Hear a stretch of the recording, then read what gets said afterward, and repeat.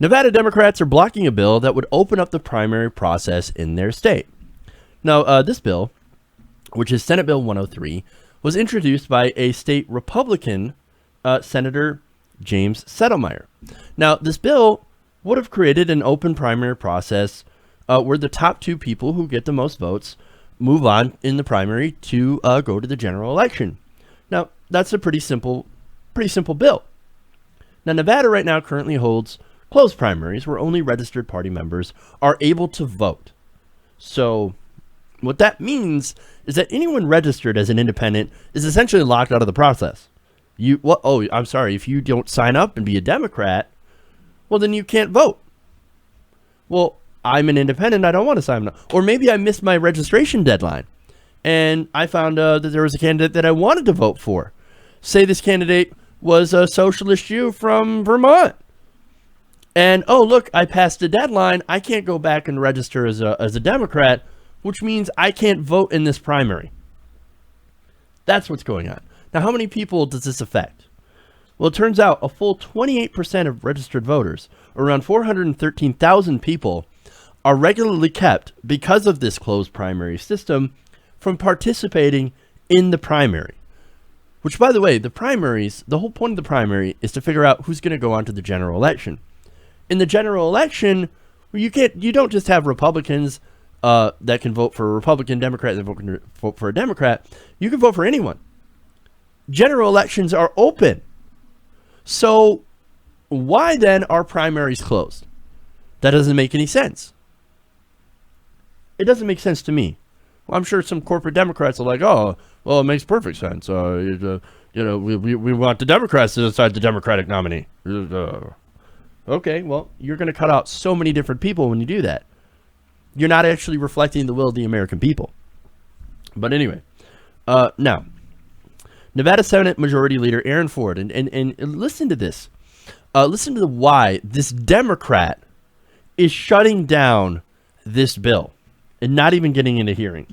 Quote, "We don't feel it's worthy of a hearing." Next question. So, when asked, hey, why are you against this? Well, you know what? We're not even going to give you an answer. It's not worthy of a hearing. What the hell? What this is that this is supposed to open up voting so that you can include more Americans. Why are you preventing more Americans from voting? Don't you want more Americans? And look, here's the thing, right? This is a Republican bill. But you know what else it is? This is actual good policy. See, this is very, very rare in America. I do stories all the time where Republicans are trying to restrict voting rights. In this case, you have a Republican saying, I want more people to vote. I want more people to be involved in our electoral process. You know what you have found? You have found a unicorn. It is so rare. And now the Democrats in Nevada are saying, unicorn, we're going to slaughter that thing. We're going to kill it. This is a Republican that wants to expand voting rights. And you're killing his bill. That's insane. For what reason? Well, Settelmeyer says, look, I don't think it's because I'm a Republican. This is good policy. You want to expand voting rights. In fact, you've taken a lot of other votes, and we passed in a bipartisan way a lot of other ways to increase voter participation. I don't know why you're not going to pass my bill. Quote, I think he just doesn't like the idea for some reason. I like the idea of trying to let people vote. As do I, Mr. Settelmeyer. Well, I can tell you why. But first, I want to quote Doug Goodman. Now, Doug Goodman is an election reform advocate who is in favor of open primaries. He wants more people. He said not allowing nonpartisans and minor party registrants to participate in primary elections basically disproportionately affects younger voters. In fact, according to figures from the Secretary of State's office, around 38% of voters aged 18 to 34 are nonpartisan or a member of a minority party. Now, that is disastrous for the Democrats in this way. Now, 23% of Republicans, or 23% of voters in Nevada are Republicans, and 40% are Democrats. Now, here you have 38% of people that are nonpartisan in Nevada, and primarily younger people. Younger people are actually far more progressive than older voters. Disaster. Well, for the establishment. Why? Because younger voters are generally going to vote for somebody who is a more progressive candidate. We saw that with Bernie Sanders, who overwhelmingly had the youth vote. And that was something that Hillary Clinton had lacked in the general and the primary election. Now, that's what this is about. Here you have establishment Democrats looking at this bill and saying, hey man, if we open up the primaries, that means somebody like Bernie Sanders could win. We don't like that. We don't want younger people to come in and wreck our stuff. No, you're going to wreck our monopoly. You're going to wreck our bad candidates. Well, I mean, I'm pretty sure they don't think that they're running bad candidates. But in actuality, they're running establishment status quo Democrats. Those Democrats right now happen to lose because people are sick and tired of the status quo. They're sick and tired of Democrats that take corporate money. They don't want anyone coming in and wrecking their racket. Nah, they don't want those young people coming in registering as or not registering, by the way, because young people, look, a lot of young people don't show up because mostly they don't have time to register. Or by the time they find out how this whole thing works, because they're generally new at this, well, and you get a progressive candidate, the registration deadline has already passed.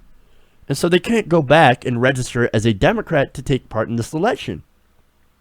And that's what happened in a lot of different states during the primary, where you had these artificial, arbitrary deadlines of when you had to register. For example, in New York, I believe it was like you had to register a year before the primary before you could even take part. Well, a year before the primary, nobody knew that Bernie Sanders was going to run. Nobody knew that he was going to get so much excitement behind him. So a lot of these New York voters, I don't know if it would have made the difference. Maybe it would have. But there were so many people in New York that could not vote because they weren't registered as Democrats in this closed primary system. That's the problem here. And of course, when you open up the voting and younger people get involved and they vote for more progressive candidates, mainstream corporate Democrats, they don't like that because, again, they're part of the establishment and they want to protect the establishment. That's almost like they did when Harry Reid called up the unions in Nevada and urged them all to go for Hillary Clinton. And we all know how that one turned out. Not so good. Not so good for Democrats. They got slaughtered during this election. Now, furthermore, of course, this is hypocrisy on the Democrats' part. And let me tell you why. In the Nevada Democratic platform, it says, quote, "It is a core principle of the Democratic Party to maximize voter participation for all Americans. Our democracy suffers when nearly 2/3 of our citizens do or cannot participate. As in the last midterm elections, Democrats believe we must make it easier to vote, not harder." But see, you're making it harder when you have a closed primary. We're saying that, hey, unless you sign on to be Team Democrat, we're not going to care at all what you think. We're not going to take you into account at all. And see, here's the irony, right? A Republican bill is actually far more progressive than the Democratic Party. It's put forward by a Republican. Look, I'm a progressive. I likely don't agree with Settelmeyer on a lot of different policy issues. We would find a lot of disagreement. But on this bill, expanding voting, I 100% am in favor of him because this is good legislation.